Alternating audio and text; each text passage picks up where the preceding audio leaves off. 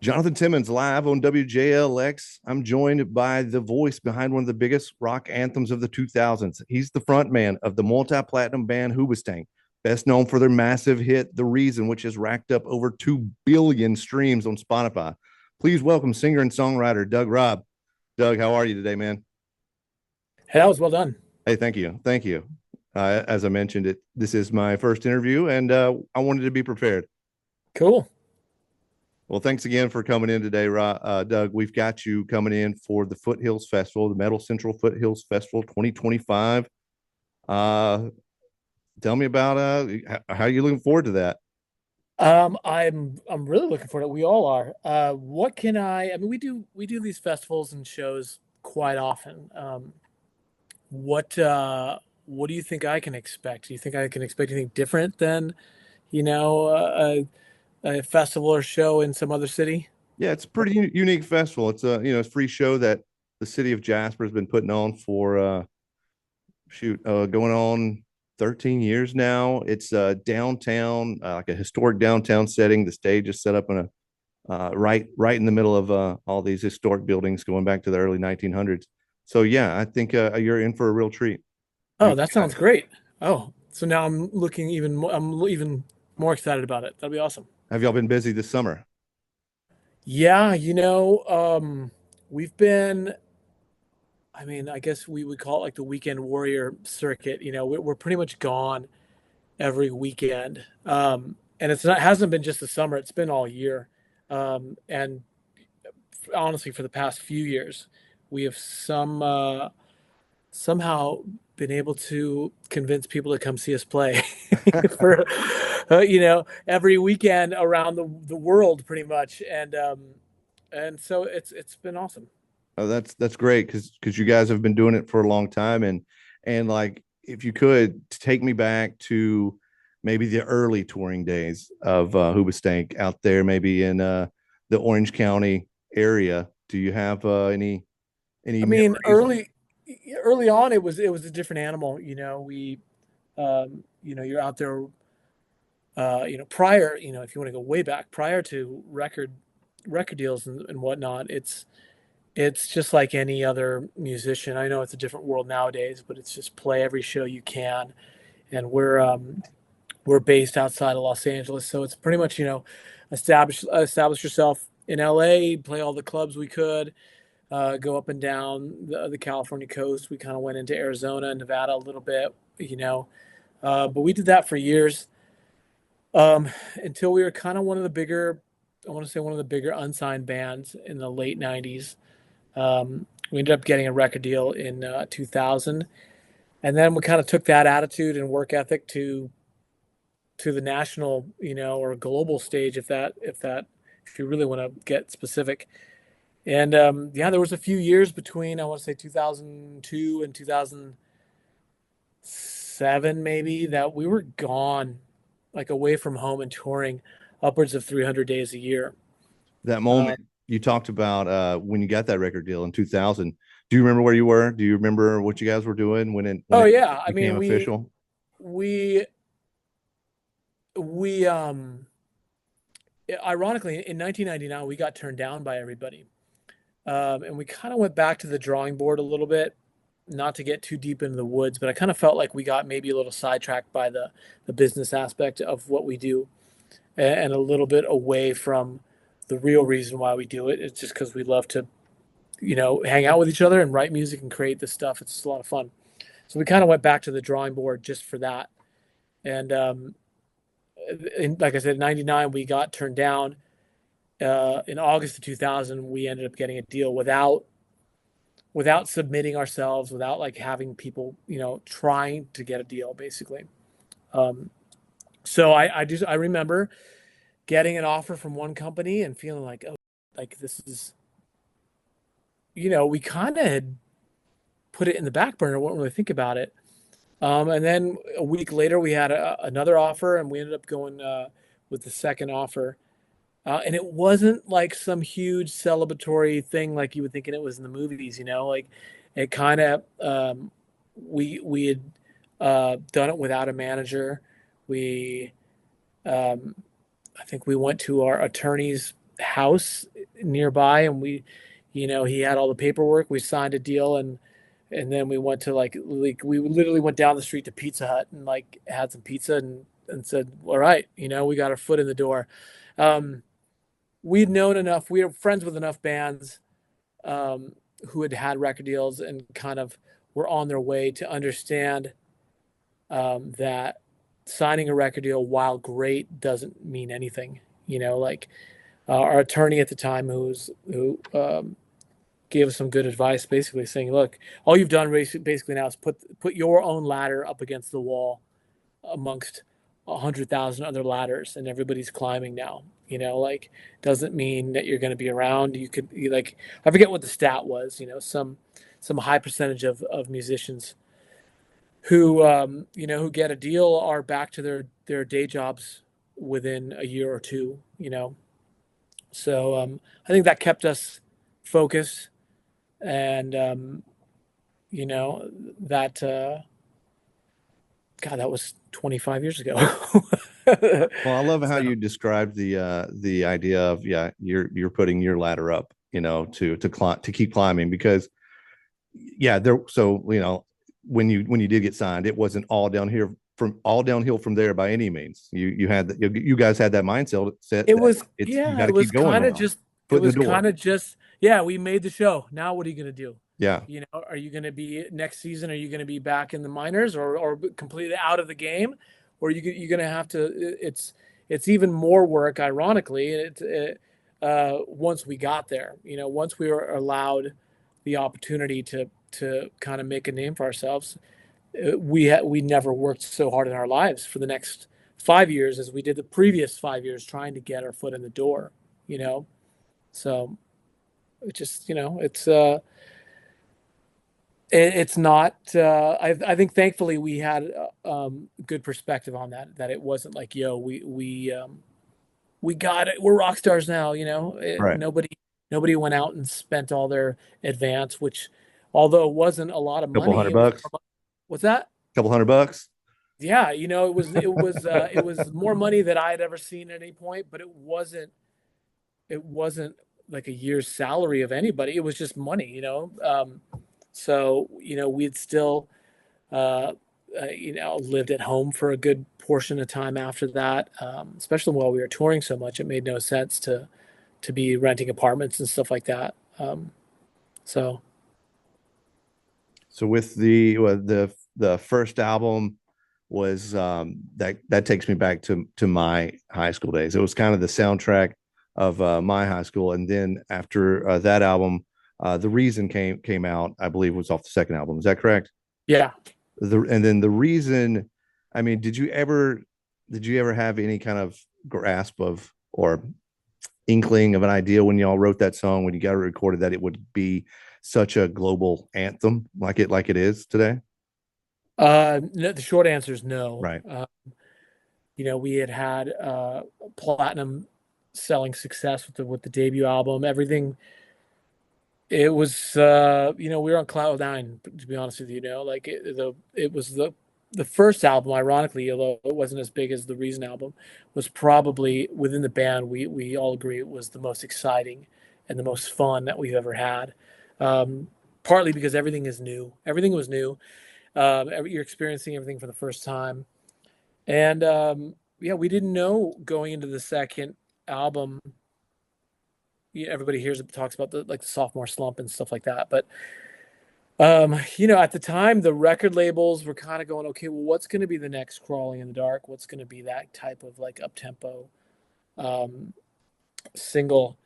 And we didn't know, and we wrote The Reason just like any other song on that record, just like any other song we had previously. There'd always been a little bit of a slower mid-tempo side to the band. We had some bangers like heavy stuff, but we always had some kind of mellower stuff.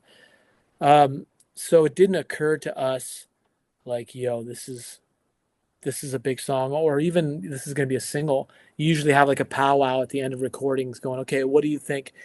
Management and producer and record label and all that kind of stuff. Like, what do you guys foresee as like potential singles?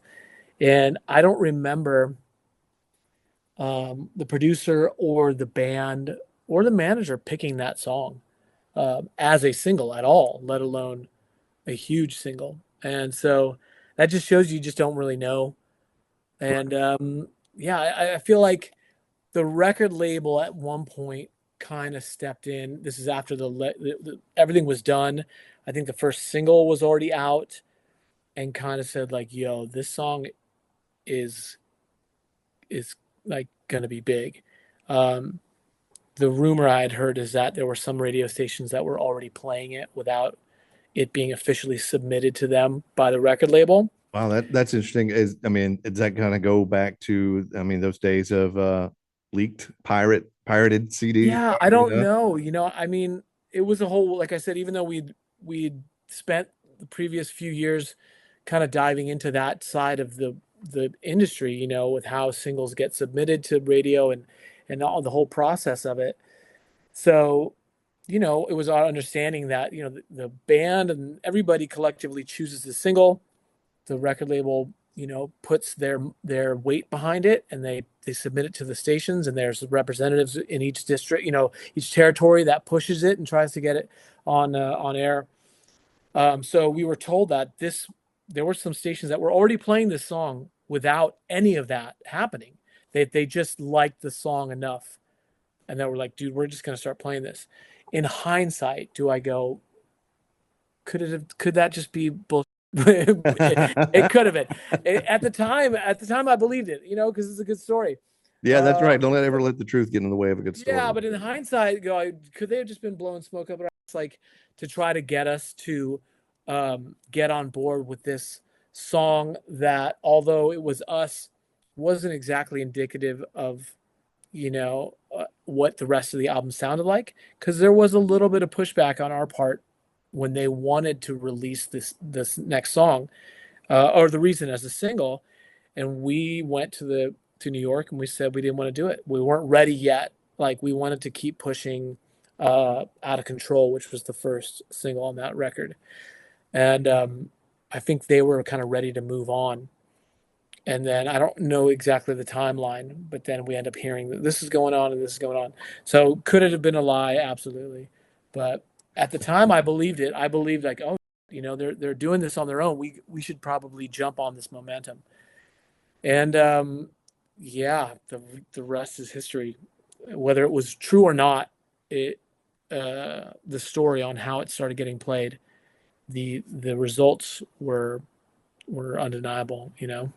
It's a great story. Earlier, you made a reference to going back to the minor leagues, so I'm going to bring up some sports here. It's Okay. I'm a big baseball fan, but here in the South, it's college football, year round, whether it's football season or not. But we're coming up on football season. Are you big? You a big sports guy? You follow teams? I am. I've got my Yankees trolling hat here, which has the graphic of when the Yankees fell apart in Game Yes. 5 of the World Series. Yes. Um, Before, yeah, so before, yeah, well, obviously before the game, this is Freddie when Freeman home run, this is when Mookie hit the grounder to dribbler, first, and nobody covered. yeah, the So dribbler, yeah, yeah, and then it all went downhill from there, and right? then it just imploded. Yeah, This was the last positive graphic that the Yankees had before it all went to hell. yeah. Um, As a Braves fan, last year I was a Dodgers fan for some personal family reasons. I got a chance to meet Mookie and Dave Roberts last year. They met. My nephew was involved in an accident last year, and the former owner of this radio station helped set them up with meeting the Dodgers there on the field for batting practice here in Atlanta, or over awesome. in Atlanta. So, Dave Roberts is a incredible manager, but human being. And yeah, say he called Mookie over. So yeah, I was pulling for the Dodgers, and remember exactly where I was when Freddie Freeman hit that grand slam because it was electric.